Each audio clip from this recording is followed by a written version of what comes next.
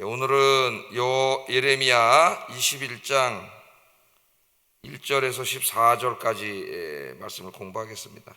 하나님을 이용하려고만 하지 말고 진심으로 섬기려고 하라, 그런 주제로 말씀을 전하겠습니다. 하나님을 이용하려고만 하지 말고 진심으로 섬기려고 하라. 자, 이 본문은 유다의 마지막 왕이었던 시드기야 왕 때 있었던 이야기입니다. 예레미야 서론 공부할 때 생각나시죠? 예레미야서는 시간 순으로 기록한 성경 말씀이 아니라 그랬어요. 그러니까 시간 순서대로 이렇게 착착착 쓴 것이 아니라 주제 중심으로 썼기 때문에 시대가 막 왔다 갔다 한다 그랬죠. 앞으로 왔다 갔다 한다 그랬습니다. 그래서 저희가 저기 보면 이제 유다의 그 마지막 때의 다섯 왕, 저 순서는 외우고 있어야 돼요.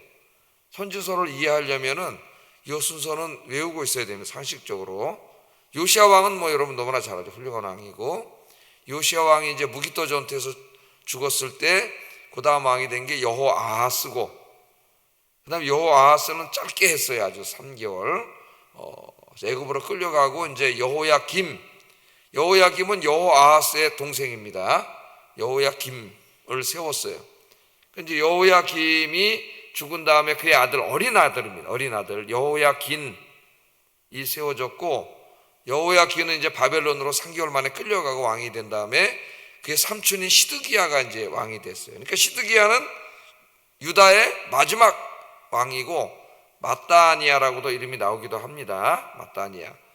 자, 그러니까 저 지금 왕들을 보면은 요시야의 세 아들이, 여호아하스도 요시야의 아들이고, 여호야김도 요시야의 아들이고, 시드기야도 여호와의 아들이, 세 아들이죠.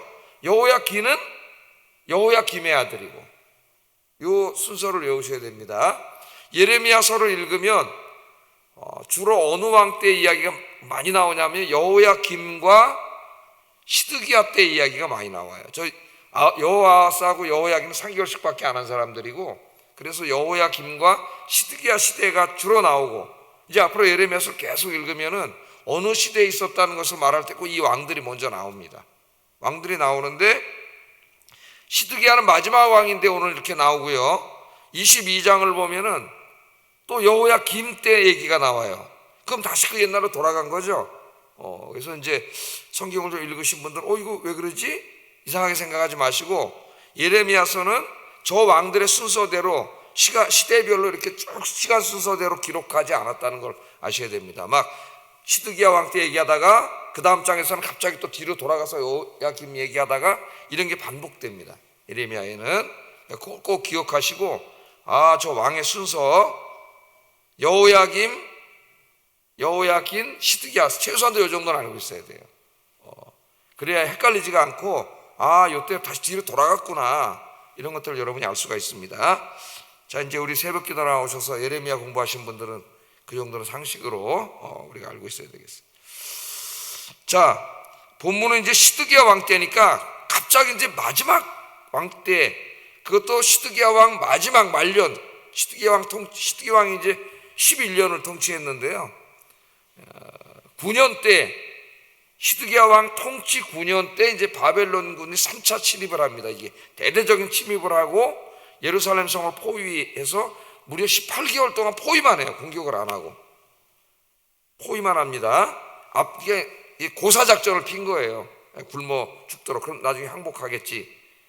그러니까 이게 이제 시드기야 왕 통치 9년 정도에 일어났던 일이라고 생각하시면 되겠어요. 이 바벨론의 3차 침입으로 완전히 망하는 거죠. 완전히 망하는 겁니다, 유다는.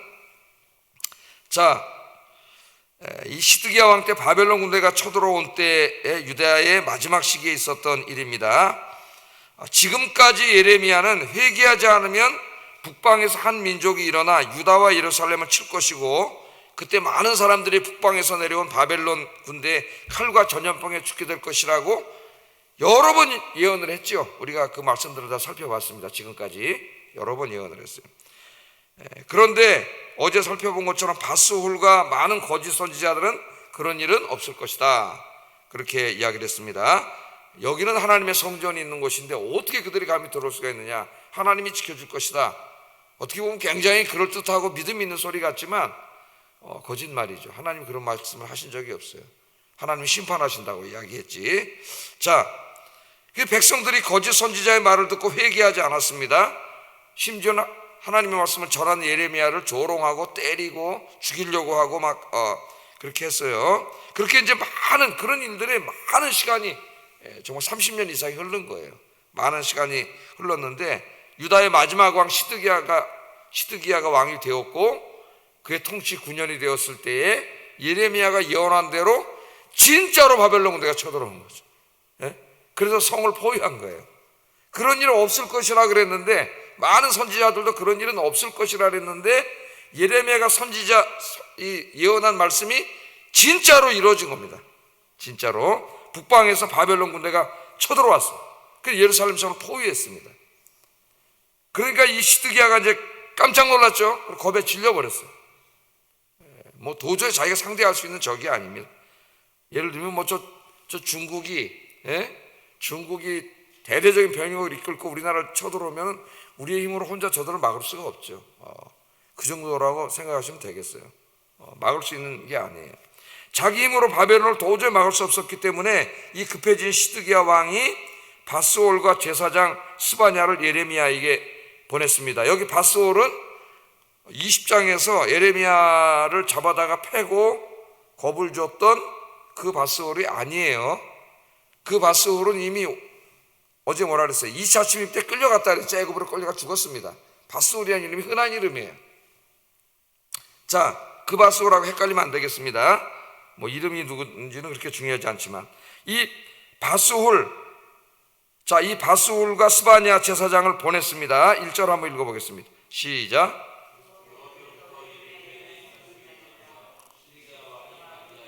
바스홀과 제사장 마아세야의 아들 스바냐를 예레미야에게 보내니라. 예레미야는 거들떠보지도 않고 예레미야가 설교만 하면 조롱하고 때로 막 감옥에 가두고 그랬습니다. 이제 그 시드기야 왕 때 이야기들이 앞으로 많이 나올 거예요. 예레미야서에 또 뒤로 돌아가 가지고 그때 이제 하나씩 우리가 공부할 텐데 그렇게 무시하더니 왜 갑자기 예레미야한테 사람을 보내 가지고 도움을 청하고 있습니까? 바벨론 군대가 갑자기 쳐들어왔고 이건 도저히 자기가 어떻게 할 수가 없는 거예요. 이 군대로. 그러니까 그동안 기도도 안 하고 예배도 잘 안 드리고 이러던 사람이 갑자기 하나님께 도움을 청하기 위해서 예레미야에게 사람을 보낸 거죠. 이때가 이제 예레미야 통치 9년째 되던 해인데 예레미야 52장 4절에 보면 한번 읽어보겠습니다. 시작.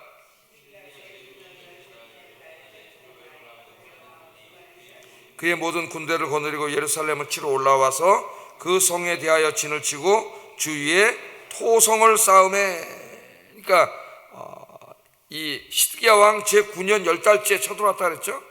10달째 쳐들어왔어요. 그래서 18개월 동안 포위를 했다 그랬습니다. 급해진 시드기야가 거들떠보지도 않던 예레미야에게 사람을 보내고 이 사람 예언이 맞았잖아.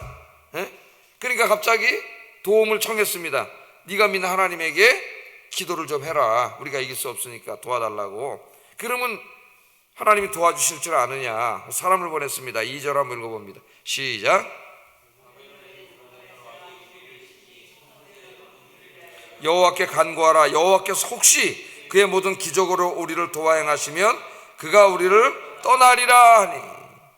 그것도 뭐 믿음 있는 것도 아니고 혹시 네가 기도하면은 혹시라도 도와줄지도 모른다 하나님이. 그러니까 좀 이 나라를 위해서 기도하시오. 하나님께 도움을 구하시오. 그럼 저 바벨론 군대가 떠나갈지도 모릅니다. 이렇게 이제 사람을 보낸 거죠.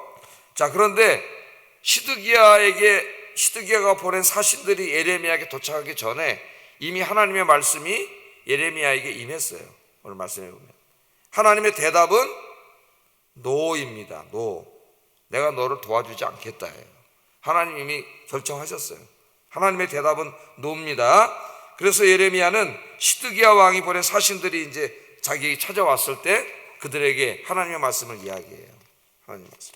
뭐라고 말씀하셨는지 3절 4절 한번 읽어봅니다. 시작. 예레미야가 그들에게 대답하되 너희는 시드기야에게 이같이 말하라. 이스라엘의 하나님 여호와께서 이와 같이 말씀하시되 보라 너희가 성 밖에서 바벨론의 왕과 또 너희를 애워싼 갈대아인과 싸우는 데 쓰는 너희 손의 무기를 내가 뒤로 돌릴 것이요 그것들을 이 성 가운데로 모아들이리라. 그러니까 너희들이 싸우려고 칼 들고 나가왔댔자 그 무기들 하나님이 뒤로 돌린다. 말은 너희가 막지 못할 것이라는 것이죠. 그리고 그 바벨론 군대가 성 가운데로 내가 들어오게 하겠다. 그럼 바벨론 군대가 쳐들어와서 성을 점령하게 하겠다는 거예요. 자, 간단히 말하면 도와주지 않으실 거다. 자, 시드기야는 지금 하나님의 선지자에게 사람을 보내가지고 기도하면, 당신이 기도하면 여호와께서 혹 우리를 도와주실지 모릅니다. 이렇게 기도를 부탁했는데 하나님의 대답은 no. 나는 너희를 도와주지 않을 거야. 그렇게 대답을 했습니다. 그러면서 하나님 뭐라고 말씀하시냐면 예루살렘을 치는 것은, 유다와 예루살렘을 치는 것은 바로 나 자신이다. 그렇게 말씀을 하셨어요. 놀라운 말씀이죠. 5절 7절에 보면 주어가 누구예요? 내가 합니다. 내가. 하나님이 내가 든 손과 강한 팔 곧 진노와 분노와 대너로 친히 너희를 칠 것이요. 예루살렘을 공격하는 분이 하나님이시라. 그렇게 말씀을 하세요. 내가 또 사람이나 짐승이나 이성에 있는 것을 다 치리니, 계속 주어가 누구예요? 하나님이세요. 하나님. 그들이 큰 전염병에 죽으리라 하셨다 하라. 여호와의 말씀이니라 그러잖아. 여호와의 말씀이니라. 그 후에 내가 유다의 왕 시드기야와 그의 신하들과 백성과 및 성읍에서 전염병과 칼과 기근에서 남은 자를 바벨론의 느부갓네살 왕의 손과 그들의 원수의 손과 그들의 생명을 찾는 자들의 손에 다 넘기리니 그가 칼날로 그들을 치되 측은히 여기지 아니하며 긍휼히 여기지 아니하며 불쌍히 여기지 아니하리라 하셨느니라. 이렇게 말씀을 하세요. 자, 생각을 해보세요. 지금 예루살렘 성을 포위하고 있는 건 바벨론 군대입니다. 바벨론 왕 느부갓네살이 예루살렘을 치기로 결정을 하고, 이제 왜 치기로 결정을 했냐면은 이제 이 이스라엘의 시드기야 왕 때 이제 좀 있으면 계속 공부할 건데 이 바벨론 정책을 썼기 때문에 이제 쳐들어온 거예요. 그래서 이제 바벨론 왕 느부갓네살이 군대를 이끌고 들어와서 포위를 하고 이스라엘을 치고 이제 사람들을 죽이고 성을 허물고 하나님의 성전을 불태우고 이런 일을 할 겁니다. 그런 일을 하는 것은 분명히 바벨론 왕과 군대예요. 그 역사가 다 그렇게 기록하고 있어요. 역사책에.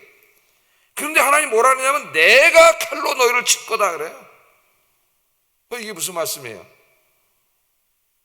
유다와 이스라엘을 치는 것은 하나님이고 바벨론의 군대는 하나님이 쓰시는 몽둥이에 불과하다는 겁니다. 몽둥이. 하나님이 허락하지 않으면 바벨론이 칠 수 없어요. 그러니까 바벨론 군대를 끌고 와서 이스라엘을 치시는 분이 하나님이시고 바벨론 하나님이 쓰시는 몽둥이에 불과해요. 몽둥이. 내가 너를 칠 거다. 하나님 그렇게 말씀을 합니다. 자, 이때 이제 시드기야가 기도를 부탁했는데 하나님이 거절하셨어요. 우리가 이제 이 말씀을 읽으면서 생각을 해볼 수가 있겠죠. 야, 그래도 시드기야가 마지막에는 급파해서 한 거지만은 그래도 하나님의 선지자에게 사람을 보내가지고 하나님께 도움을 청했는데 그 하나님이 왜 이걸 놓으라고 하셨을까? 성경을 읽으면서 이제 이렇게 묵상을 하면서 그런 생각을 우리가 한번 가져볼 수도 있겠죠.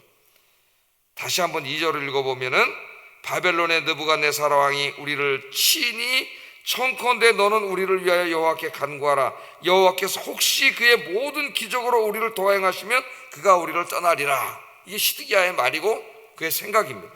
시드기야에게 뭐가 잘못됐나요, 여러분? 네? 우리가 이제 앞으로 공부하겠지만 시드기야 통치 지금 이 9년째라 그랬죠. 이때가 9년 10달째 되는 해에 쳐들어왔는데 계속해서 우상 숭배를 하고 죄를 짓고 예레미야를 통해서 하나님이 계속 말씀하시는데도 계속 듣지 않고 하나님 말씀을 거역하는 죄를 계속 져왔습니다. 시드기야와 백성들이 그렇게 했기 때문에 하나님이 지금 바벨론 군대를 보내서 치신 거잖아요. 예레미야 설교를 우습게 알았어요. 그런 일은 벌어지지 않을 거라 했어요. 네? 그런데도 어떻게 했어요? 진짜로 쳐들어왔잖아요. 그럼 이제 깨달아야 되지 않습니까? 그럼 시드기야가 제일 먼저 해야 될 게 뭐예요? 하나님 앞에 무릎 꿇고 자기 자신의 죄를 회개하는 거예요. 회개하는 거예요. 이게 제일 중요한 거예요. 자기 자신을 돌아봐야 되죠. 자기 자신을 돌아보고 먼저 철저하게 백성들과 함께 자기들이 지은 죄를 하나님 앞에 회개해야 되는데, 오늘 이 시드기야의 이 말 속에는 그런 게 전혀 보이지 않아요. 전혀 회개하지 않습니다.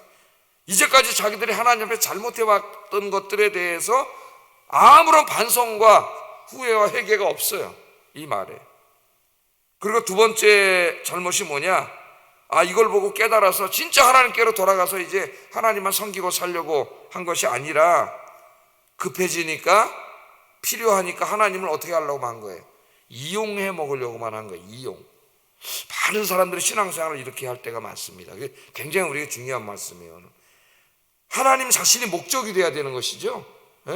하나님께 예배드리고 하나님을 섬기고 그렇게 살아야 되는데, 그럴 마음은 없습니다, 이 마음속에. 근데 급해졌어요. 바벨론에게 망하게 생겼어요. 그러니까 뭐를 하는 거예요? 하나님 나를 도와주세요. 네가 기도하면 혹시 하나님이 도와주실지도 몰라. 하나님을 자기가 필요해지니까 이용해 먹으려는 거죠. 이용. 그것이 시드기야의 잘못입니다. 하나님은 그런 사람의 기도에 응답하시지 않습니다. 우리의 인생에서 하나님께서 여러 가지 일들로 우리를 깨닫게 하실 때가 있습니다. 대부분의 경우는 하나님께서 깨닫게 하시는 일들은 우리에게 힘든 일일 때가 많아요. 그때 우리에게 제일 중요한 건 뭐예요? 우리 자신을 돌아보는 거지. 하나님 앞에 먼저 나 자신을 돌아보고 자기가 잘못한 것들 하나님 앞에 회개하는 것, 이게 제일 중요한. 그 다음 두 번째는 뭐예요? 혹시 하나님 도와줄지도 모릅니다 그러면서 하나님 이용하려고 하는 게 아니라, 내가 이제부터는 전심으로 진짜 하나님만을 섬기면서 살겠습니다, 하나님께로 돌아가는 이 자세가 중요한 거죠. 그런 마음으로 기도를 부탁하고 자신도 기도했다면 하나님이 도와주셨을 거예요. 근데 그런 게 전혀 없어요. 전혀 없어요. 그래서 우리가 신앙생활하면서 하나님을 내가 필요할 때 이용하려고만 하면 안 됩니다. 우리 어떤 목사님 이제 땜빵 기도라 그래. 땜빵 기도. 평상시에 기도도 하지 않고 하나님에 대해 별로 관심도 없어요. 하나님의 일도 하지 않고 하나님 잘 섬기지도 않아요. 그런데 자기 인생에 어떤 어려운 일이 닥치면 갑자기 가서 막 그때만 기도해. 그때만 하나님 살려달라고 기도를 해요. 그래서 그걸 땜빵 기도라. 땜빵 기도. 저또 목사님 그러시더라고요. 땜빵 기도하지 말고 예방 기도합시다. 미리미리 기도합시다. 그렇게 얘기하는데, 그러니까 그 기도할 때조차도 자기를 성찰하고 되돌아보고 이제부터 내가 하나님께로 돌아가서 하나님을 잘 섬겨야지 하는 그런 마음도 하나도 없고, 그냥 하나님의 그 어떤 전능하신 힘을 빌려가지고 지금 내가 처해 있는 어려운 문제만 해결받으려고 하는 그 마음밖에 없는 거예요. 잘못하면은 우리의 신앙생활이 그렇게 될 때가 너무 많다는 겁니다. 너무 많아요. 하나님은요, 이럴 때 어떡하라고 분명히 가르쳐 주셨어요. 한번 여러분 성경 찾아보겠습니다. 역대하 7장 14절 한번 찾아볼까요? 역대하 7장 14절 한번 찾아보겠습니다.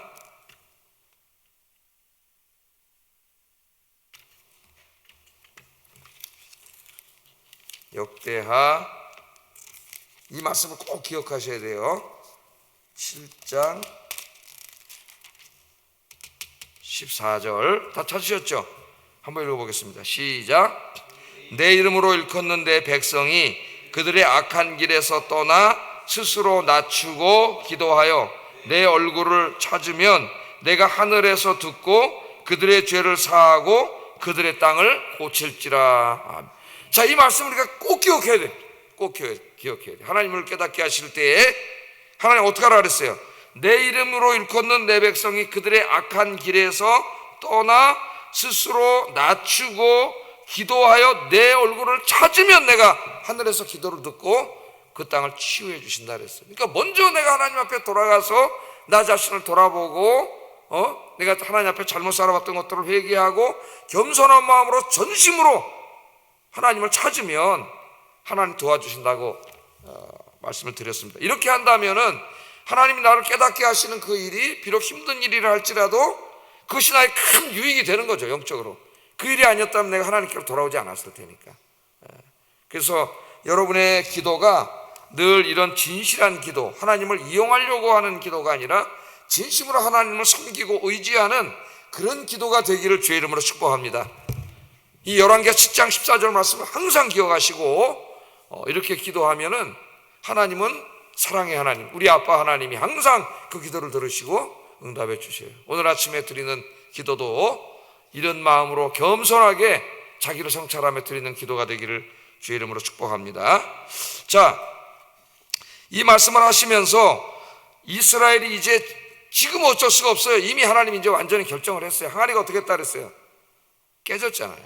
깨진 항아리는 다시 수습할 수가 없습니다. 그들의 죄값을 받을 수밖에 없어요, 이제는. 그러나 그들이 다시 그 죄값을 받은 후에 다시 회복되는 길, 치유되는 길을 하나님이 가르쳐 주세요. 8절 9절 한번 읽어보겠습니다. 시작.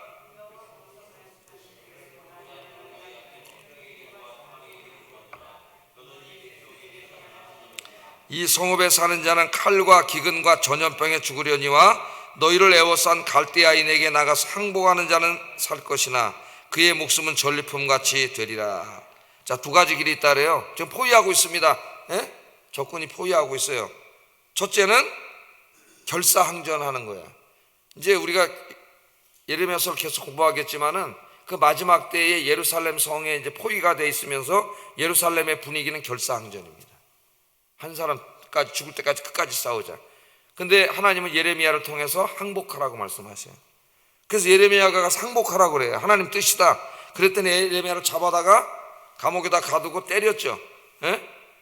그때 예레미야가 너무나 절망했습니다. 이제 이 성도 망하고 자기도 죽게 생기고. 그래서 하나님 실망하고 감옥에 앉아있을 때 하나님 찾아와서 하신 말씀이 그 유명한 말씀이지. 예레미야 33장 3절 뭐예요? 뭐라 그랬어요? 하나님께서 여호와께 구하라 그랬어요. 네가 왜 이렇게 낭망해 있느냐? 여호와께 구하면은 여호와께서 네가 알지 못하는 크고 비밀한 일을 내게 보여줄 것이다. 그렇게 약속하신 말씀이 그래서 생겨난 거예요. 그러니까 두 가지예요.